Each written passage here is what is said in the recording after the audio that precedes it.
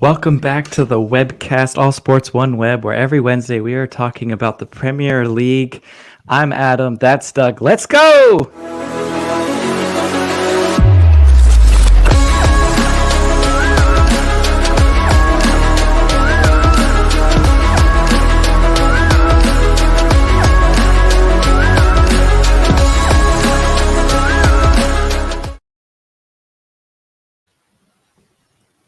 All right, welcome back to the webcast. This is the Week 3 recap and Week 4 preview. Doug, how did you enjoy these weekend's games? It was exciting. There was a lot of big action this weekend. Oh yeah, that's for sure. A lot of great games. We're gonna get into them. We didn't do so great in our picks last week. We went 3-7. Overall record now is 9-11. But here, let's go through our picks from last week. We started off strong. Tottenham hosting Wolves. As you can see, 94% picked for a Tottenham victory, and that was basically the case. They seemed kind of slow, in my opinion, to start the game. I don't know if that was just from the energy of last week against Chelsea, but they didn't really get out of their shell and, relied on Harry Kane for another win. But overall, 2 wins and a draw to start the season. How you feeling as a Spurs fan? I feel like we're almost there. We need to figure out how to play defensive but still be capable on the attack. And right now, we can't figure that out. We either be completely defensive or all-out attack. But in the second half, we looked really good. So I think we're getting there. We're getting pretty close.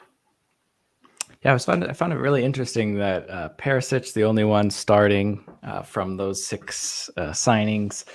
Really was expecting Bissouma to start for this week. He didn't. Just Perisic. He looks good. I'm very excited to see when Bissouma comes in, though. He's going to be able. Bentancur is really good. Højbjerg had an okay game for me, but when you have Bissouma sitting in front of that back line and just being able to boss the midfield and keep on the ball, keep possession, I think is going to be such a great thing for Tottenham. And you haven't even, seen more than 15 minutes of him in any single game. And you still have a 2-1 record already. 85th minute every game so far. Yeah. And it sucks, but it's understandable. Bentancur and Højbjerg are playing well, and they're not doing anything to lose their job yet. But I agree. I think you put Bissouma in there, and you can kind of get more of an attacking-minded midfielder next to him because he's going to just take over the whole middle of the field himself. Yeah, he just would boss it. I mean, so many games last year for Brighton that he just bossed the midfield no matter who he's playing against. Very interesting to see if he can pick up the minutes with the Champions League coming up. The draw is tomorrow. Tottenham in pot 3 for tomorrow's draw. So we will be recapping that draw next Wednesday on the webcast here, 7 p.m. Eastern. So stay tuned for that. Be very interesting to see. Tottenham, very big possibility to get in the group of death. So it'll be very, along with Dortmund as well in pot 3. So, but from this game that we got correct to one of the other games we got correct, Crystal Palace, very good display against Aston Villa. I was surprised with the overall performance. Zaha looks incredible. Great start to the season for him. Steven Gerrard, a little bit more work to do. Only victory over Everton so far this season, but I'm pretty surprised at the way Aston Villa's been playing these past few games. They have glimpses, but they're not the latter half of last season Villa. That's for sure. Yeah, especially I love the start Ollie Watkins has had to the start of the season. So he's been really great. You really hope that he can start taking over games more as he gets a little bit older, but it'll be interesting to see where they go from here, especially as the games start to pick up. They played, I think Douglas Luiz had a Olympico in the Carabao Cup in round 2 this week, so they had a midweek game as well already this week. So be interesting to see as they move forward. Also interesting to see how Everton and Nottingham Forest move forward, which is the next one on here, I believe. My personal favorite game this weekend, because we saw two of the EPL's first of the year, the first goalkeeper to wear a cap during the game, with Dean Henderson pulled out his cap like the old days, with the sun beating down at Goodison Park, and the first assist of the year from a goalkeeper when Jordan Pickford played a 40-yard ball to Damari Gray for the tying goal there. So great end to the game, and as part of the goalkeeper union, my personal favorite. But it'd be interesting. Nottingham Forest, I think, with a good start to the season, I have them definitely finishing out of the relegation battle. Everton seems like they just can't pick up points, no matter how they perform or who they're going against. They just can't pick up points. So it'd be interesting to see how they move forward in this season. Another great game, Brentford versus Fulham this weekend. Fulham started off straight out of the gates, two quick goals.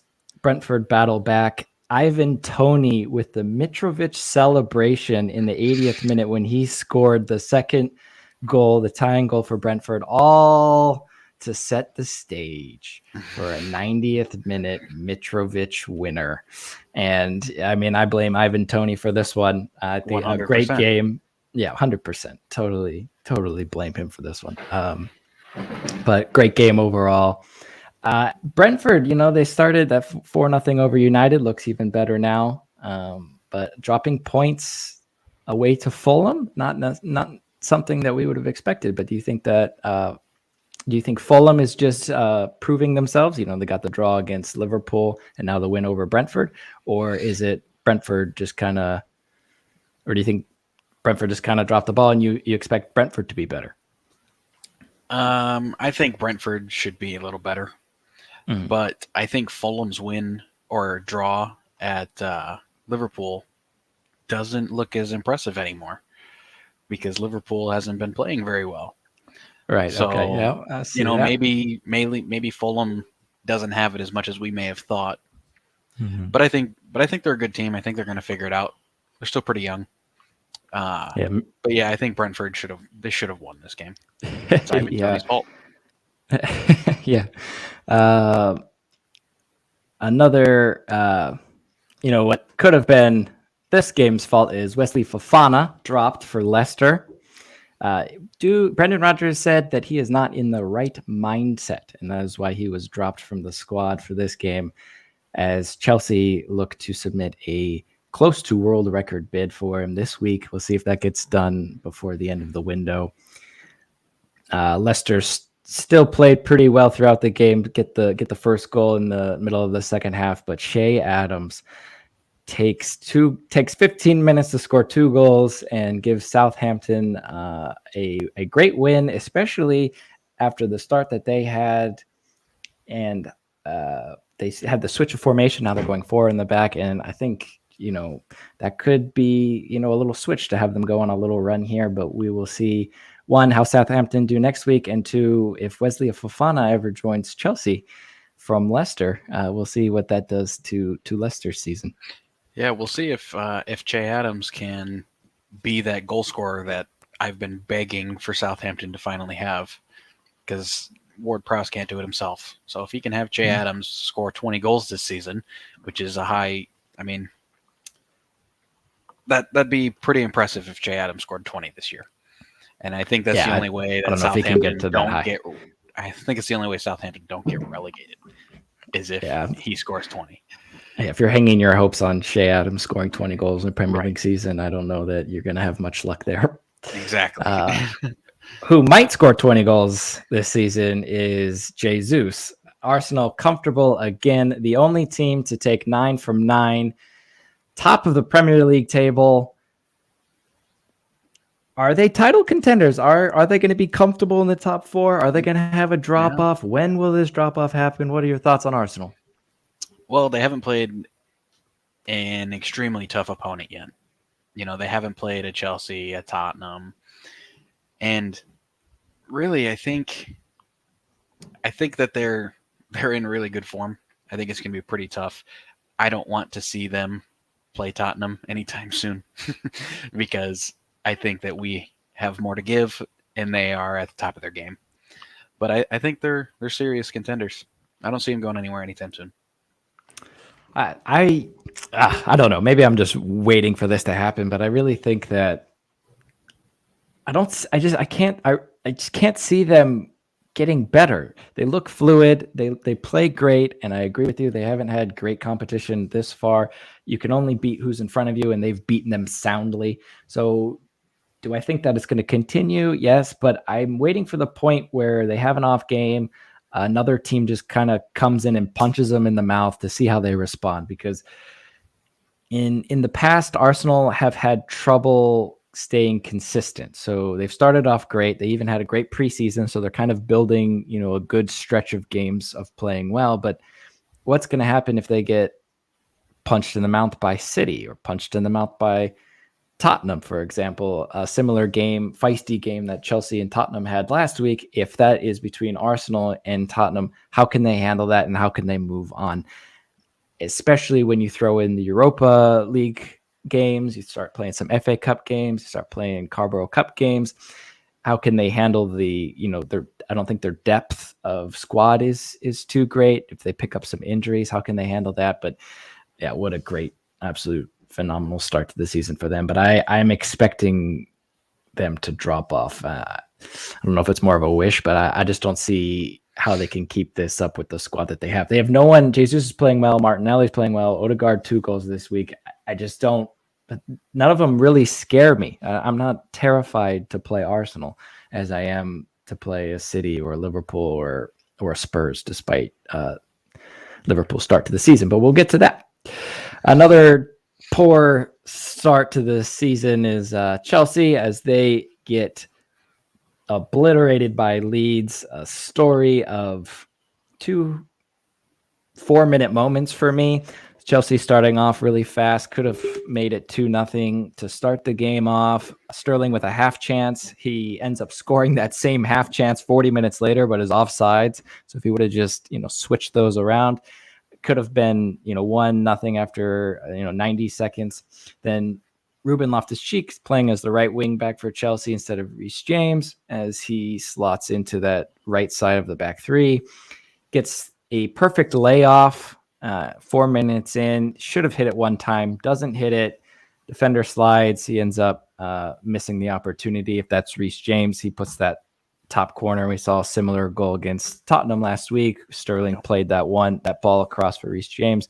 He hit it pretty well. So, and then at the end of the first half, so 0-0, then the end of the first half, Leeds get a gifted goal from Mendy playing with it. He could have had a cup of tea. He could have went up the stands and got a nice, a nice pie, little brown sauce, and then came back and played the ball out before Aronson got there. I don't know what he was doing with that. Loses the ball, tap in, 1-0 Leeds. 3 minutes later, a stupid foul by Sterling. I didn't know if it was a yellow card. I didn't really see it. If maybe he pulled him from the side or something, but outside the box, more of spatial marking instead of man marking from Chelsea. Rodrigo just kind of pulls around 2 Leeds players, gets a nice flick on it, 2-0 going into halftime. So from 2 up Chelsea to 2 up Leeds in 2 little 4-minute periods for me really was the difference in this game. But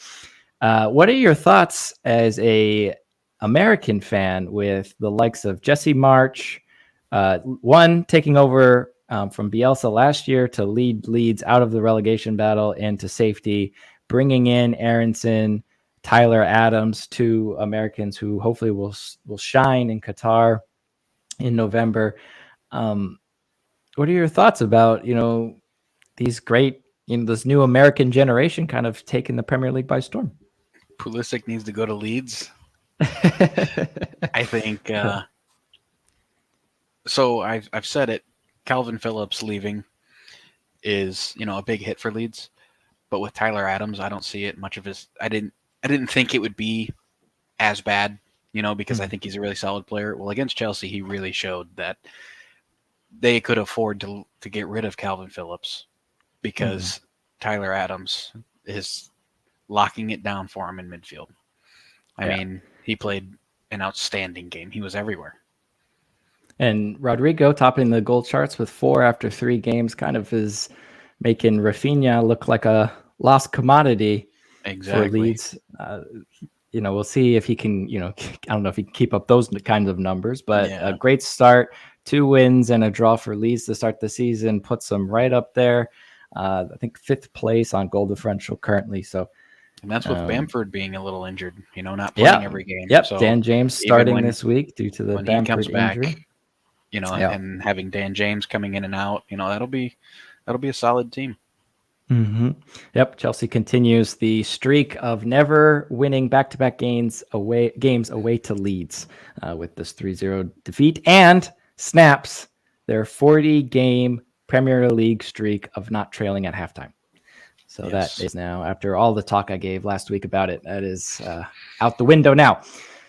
Also out the window are our picks, because from here on out, we basically get none of them correct, including Brighton giving West Ham another defeat as they sit bottom of the Premier League table. West Ham haven't gotten a point. Yeah. And I think we have them finishing 8th in the table, so they need to turn it around. They have had a tough start to the season, starting off with City away, or City at home, and then away to Nottingham Forest, which, unless you're Liverpool or City, I would have given almost anyone to drop points at that game. First game at Nottingham Forest in 23 years. That was, all the luck and all the fan spirit there is going to, will them to victory there. And now, home to Brighton, never an easy game, especially when you give away a penalty start off. So maybe you think they'll turn it around, though? I think West Ham will turn it around. I don't think... they may not make 8th anymore, if you're just starting so low. But it's only 3 games. There's plenty of time, plenty of season left. And plenty of season left for these next 2 games here. City traveled away to Newcastle in an absolute thriller of a game. Bernardo Silva with just a great pass, through ball, gets City on the board.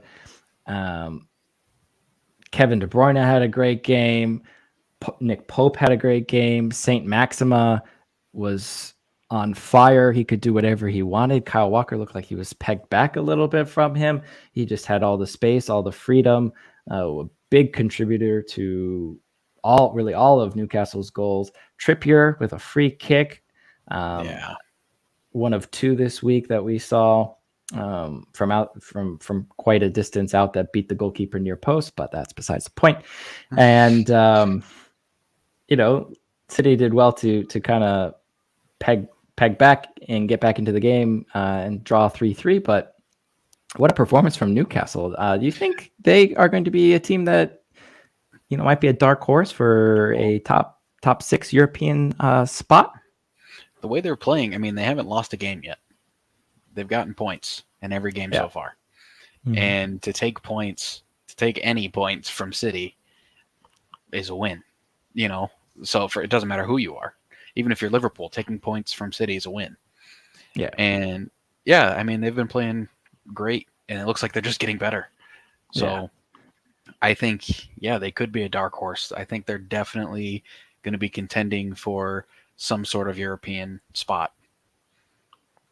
Yeah, and City just proved that they could score in a blink of an eye. Any half chance, it seems like they have somebody in it that's going to be able to either split 5 people like Kevin De Bruyne did with a great pass and then have a tap in, or have Haaland just finish, a ball that's bouncing around in the box that he just half volleys, top left corner. And no matter what, at any moment, it seems like they have the capability of scoring. And with Nathan Ake getting hurt, John Stones, has been starting because of Laporte being out. So, they're going to, they let up 3 goals this week, but with Diaz coming back healthy, if Laporte comes back healthy, help firm up that partnership, they're going to be just unstoppable.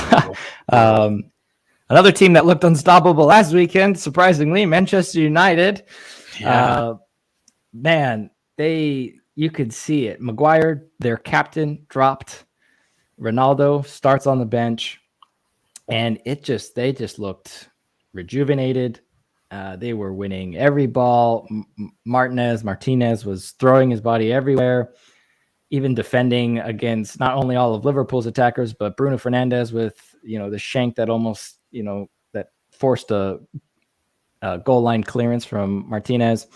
And Virgil van Dijk, I don't know, but he was at fault in some of the goals in the first 2 weeks. And in this one, he had a major hand, in my opinion, in all 3 goals, all 2 goals.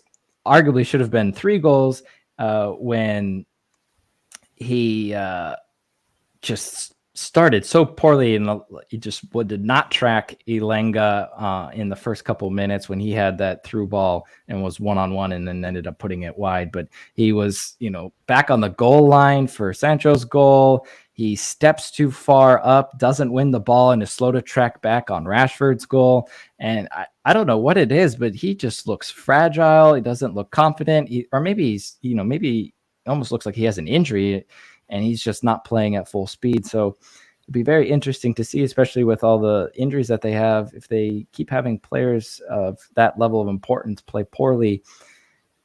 Are they in a relegation battle? At least to start the season, they're down there. They haven't been playing well. I don't know if their looks, is this just a streak that they can snap out of, in your opinion? Or do you think that this is going to carry on and affect some of their games here in the future, where they'll drop more points and just allow teams like Arsenal and City to move farther up in front? Well, based on our picks, I really hope they turn it around. I fought for them to be title winners this year. Yep. And I'm really surprised that they can go from, 4 years of just pure excellence to starting out like this. And I know, I said it for, some other teams. It's early in the season. It's only 3 games, but they don't look right. Something is off. Like you're saying with Van Dijk, something is wrong. And I don't know if it's in the locker room, if it's just on the field. They're not communicating well. Maybe they're upset by the new signing, Nunez. Darwin Nunez headbutting everybody, and maybe they got something going on, and they really need to figure it out. But it's hard to write off Liverpool. I mean, yeah, of course. Even if they're not going to be title contenders, they're going to be top. They're going to be fighting for top 4. Yeah, from this game and from the Chelsea Leeds game, I got 2 pretty. Even Arsenal throughout the start of the season, you see this, but from these 2 games this past weekend. Mentality. That's what kept. Yeah. As I'm watching the game, I'm just thinking mentality is how all these games are being decided. And you look at Chelsea versus Leeds. Chelsea entered that game a little slowly. It seemed like their mentality was that this was going to be a cakewalk. They started off really well. They have a bad 4 minutes, and boom, down 2-0. They go to stretch. They have to go then put on Pulisic, Ziyech, Havertz, Sterling, Mount all up front, Loftus-Cheek, take off Jorginho to kind of go with the back 4, and they concede again. United, they bench their captain, Maguire. They have Ronaldo on the bench to start the game, and they look hungrier. They look energized. They're throwing their bodies everywhere.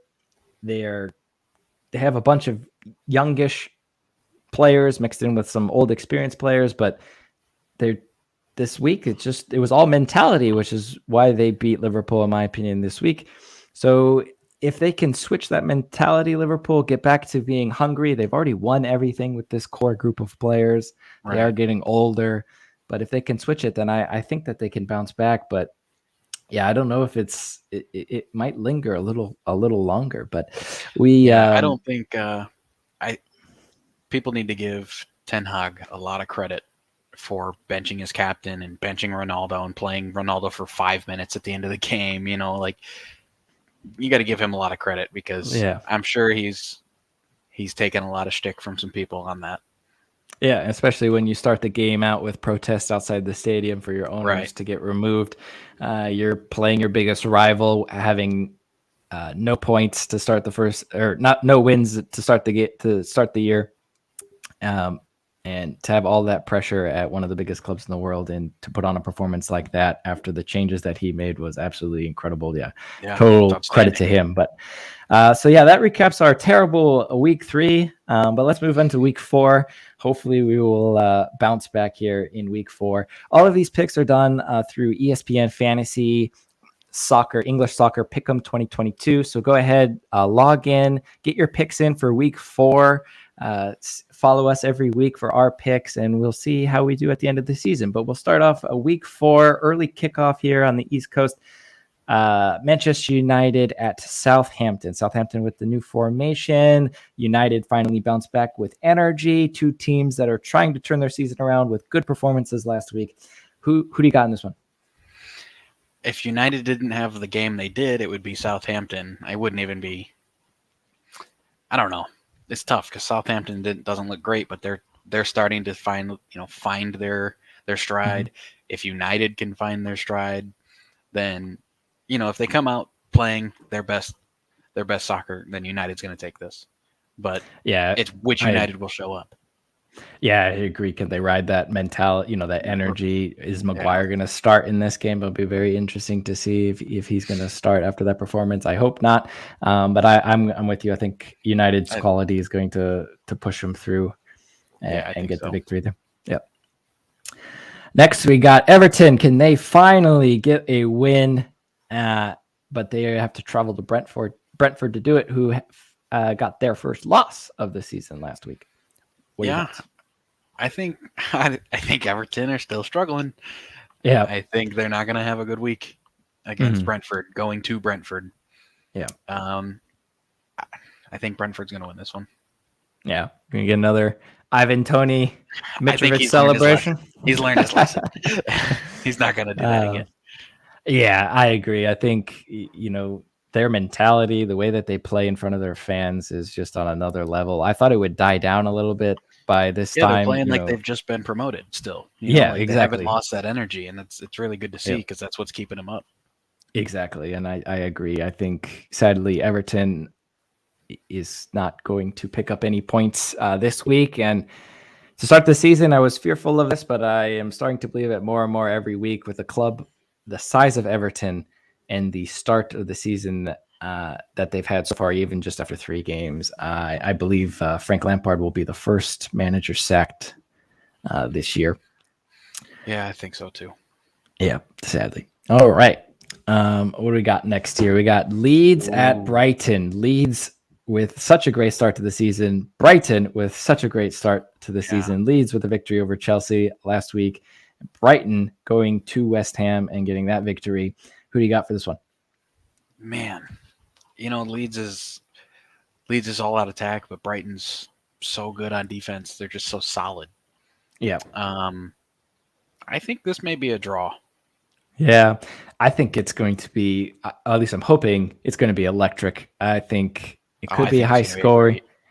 Yeah, a lot of speed, a lot of back and forth. But I'm going to try and convince you Brighton.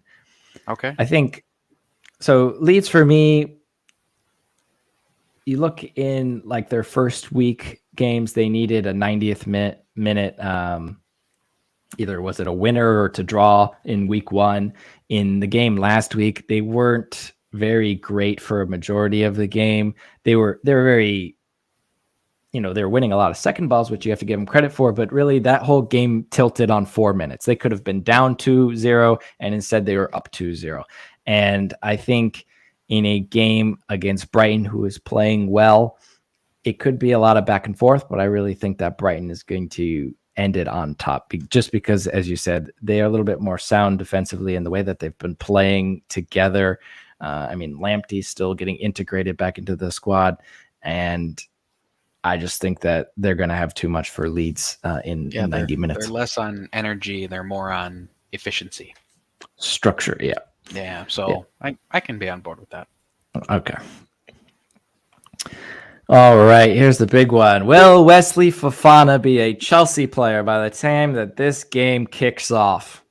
That is the question. He definitely will not be playing if he already got benched last week. Leicester losing at home to Southampton, traveling to Stamford Bridge, as Chelsea looked to bounce back after that Leeds performance. What do you got for this one? I got a Chelsea win.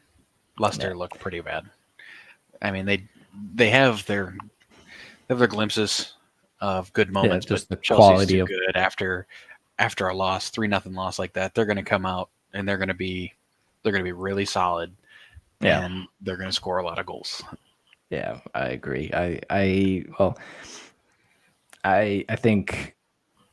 Well, it'll be interesting. I really am intrigued on this one to see if he's going to start with a back three or if he's going to start with a back four. I'm very intrigued to see if Tuchel does that. Also, depending on if Wesley Fofana joins and Aubameyang rumored to join, or at least a proposal submitted for Aubameyang by the end of this week. We'll see if it happens either this week or next week by the end of the window. But I'm interested to see with the lack of a threat, even with 5 players kind of going up there in the second half. I'm wondering what kind of formation he's going to play at home against Leicester, who you kind of think are struggling, especially with Wesley Fofana out of the side. If he's going to allow for more of an attack, but we'll see how that goes. But I think Chelsea will get it done after 90 minutes for sure. I think if they play 6 in the back, they'll still win. Yeah. Well, our defenders score more, so it probably would work very better. true. Liverpool, can they bounce back against newly promoted Bournemouth, who are ahead of them in the table? Yes, Bournemouth ahead of Liverpool after 3 games.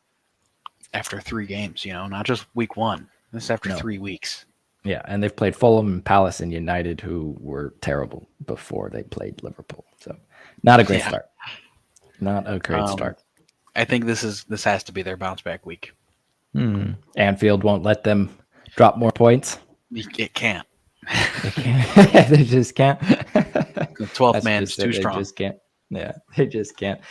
Yeah, I agree. I'm almost expecting a Salah hat trick this week at home, right before Champions League is going to be starting up September 6th, September 7th.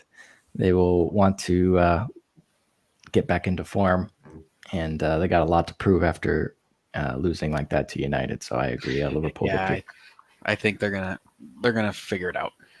Yeah, and if they don't against Bournemouth, then I will have a different take on Liverpool next week.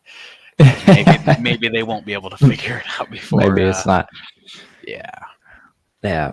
Do you think any of this World Cup coming up is playing in some of these players' minds? Like a Virgil van Dijk pushing 30, maybe his last, I wouldn't say his last World Cup, but last World Cup maybe at his peak of his powers, something like that. Or you think we're too far away, or you think that it really isn't going to have that much of an effect? I think if Virgil van Dijk is worrying about the World Cup and he's not playing his hardest because he doesn't want to get injured or something, if that's kind of what you were, insinuating, then I think he doesn't deserve to be a professional.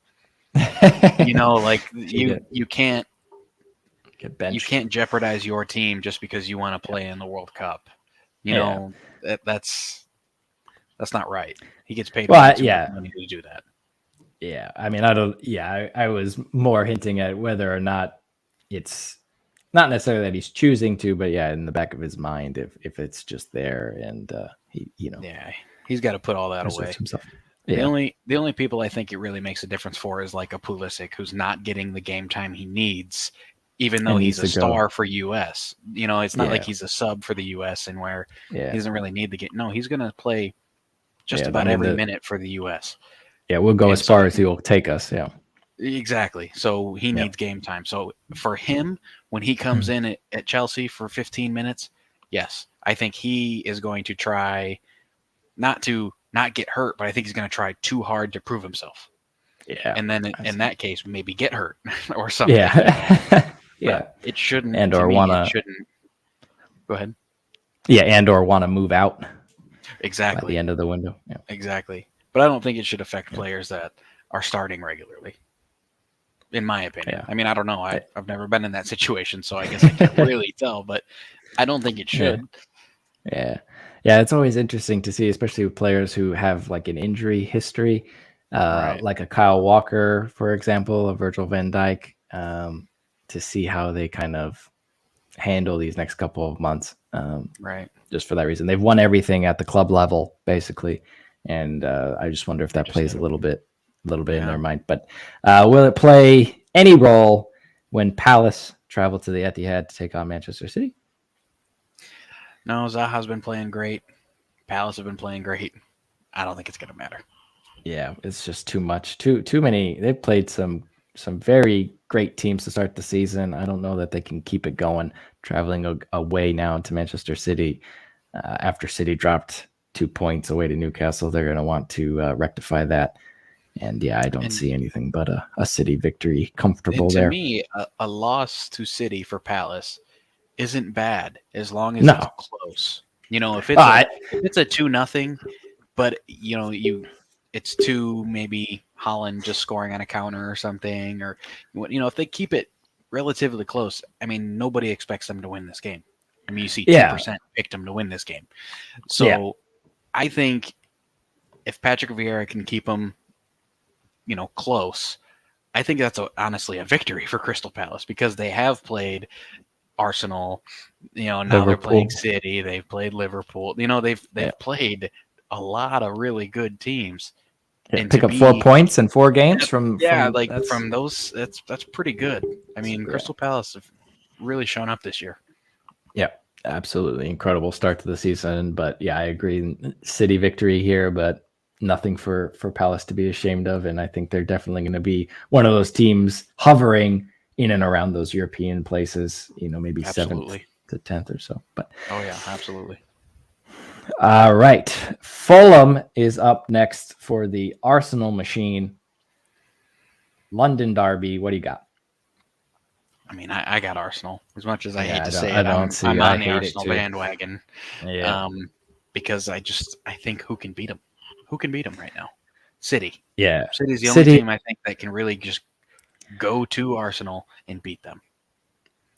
Yeah, I'm just really intrigued, and again, this game isn't going to say much unless Fulham surprise me and come out super physical, but I just don't see it. And unless a team can come at them, Arsenal playing fast, they're playing fluid. If you can come out, start that game, and smash them in the mouth, I think I'm really interested to see how they're going to recover from that. Fulham, for me, the way that they want to play, I don't see them doing that, and I think Arsenal ends up being quite comfortable in this one. I agree. And stay top of the table. Yeah, amazing. I think they're going to start widening that goal differential spread too. Yeah, I think this could easily get out of hand for Fulham and be a 4-0. Yeah, but especially being if Fulham comes out, it could be a 2-1. So I don't see it. I think too frail in the back for Fulham, and maybe Mitrovic will get on the score sheet. A strong start to the season, but I don't see much in the attack after that, especially when you got 6'4" Saliba there to kind of mark him as well. I think it will be troublesome, but it is a night game at the Emirates, so we'll see how that one goes. Well, evening game at the Emirates, but that will conclude Saturday's games, and moving on to Sunday, when West Ham look to finally get a point when they travel to Aston Villa, who seems like they're playing better than their record is. But you think West Ham gets a point here? It's tough. This is a tough game. Yeah. I don't think this is a game that either of them want to play, because they both know that both teams need to come out and really prove themselves, because it's getting to that point to where, hey guys, we need to figure it out. And both playing midweek this week as well. Yeah. So I do think that I don't think West Ham lose. I think it's either a draw or a West Ham win, and I'm torn. I think it's going to be a West Ham win, though. I think the ball will finally start finding the back of the net for them. They'll get a little bit of luck. They've used up all their unluck against Nottingham Forest with that game, so I'm sure that they're bound to get it. You could convince me of a West Ham win. I would go a draw here, but I could see a West Ham win as well. So I will leave it to you. Let's go with draw. Yeah. All right. Sunday, we then see Newcastle travel to Wolves. Very interesting to see how this game plays out. Newcastle obviously playing pretty well in every game that they've had so far. They play better at home than they do away. Wolves play better at home than they do away as well. So what do you got for this one? I think Newcastle are too good right now. I think Wolves are a good team. But I think they're a good team when they play somebody like Tottenham in the first half, where we are sitting back, they're kind of sitting back. They just kind of go back and forth, and we win 1-0. Yeah, I think they're good in those games. But I think Newcastle's going to come out swinging. They're going to come out from the high of taking the point on City, and if they play like that against Wolves, they're not going to tie 3-3. They're going to win 5-0. So. Yeah, see, I think I disagree a little bit. I think Wolves are going to really be bunkering down. Like you said, that's the way they like to play, but they're very good at it, especially at home. Most of their games at home seem to finish 1-0, 1-1, maybe 2-0 if Raul Jimenez has a great game. But I think it'll be close, and I think in that game I edge Wolves. So you think so, huh? Yeah, personally, I think so. I think they'd get their first victory this weekend. Okay. I'll go with it. All right. Tottenham drawing Nottingham Forest in the Carabao Cup round 3, which will take place in November, right before the World Cup kicks off. But they got them this week as they will travel away to Forest, who seem to be picking it up. Great game against Everton. They should have won that one. If it wasn't for a Jordan Pickford 40-yard through ball, they would have. But Spurs obviously haven't, they didn't play that well against Chelsea, but besides that have been, picking up points left and right. So what are your thoughts on this one? I don't love the fact that we're going to Forest. I wish it was when we play them the second time we go to Forest. But yeah, I think we come out comfortably on this one. I think if we don't, then we need to figure out a new system. If we come out defensive and we're not playing well on the counter, then I think we need to change a little bit of our system. But I think this is going to be a comfortable win. Even if we do come out slow, I think Conte is not afraid to make the change at the halftime, and I think we'll be comfortable here. Yeah, I think even if you come out slow, then I think with the amount of games that some of these new signings have played, they're going to play a larger role in this one, especially if you start off slowly. Conte will probably feel more comfortable giving 45 minutes to Basuma, for example. And I agree. I think even though Forest are going to give it everything they got, I do think Tottenham will have too much quality for them. So I would agree with you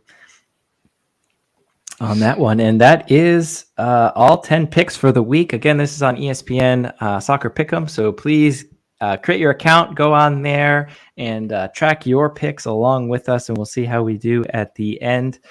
All of the artwork that you see here is brought to you by Smiley Sports Artwork. Go check them out on Instagram. We will be having this all year for all of our different episodes. And our first college football edition will be live Friday, 7 p.m. Eastern this week, as we talk a little bit about the transformations in college football ahead of the new season. And we'll be doing our predictions show next Friday, the same as we did with the EPL. As we start getting going here, we're going to be adding more and more content as we are the webcast All Sports One Web. But that concludes our 4th episode here of the Premier League.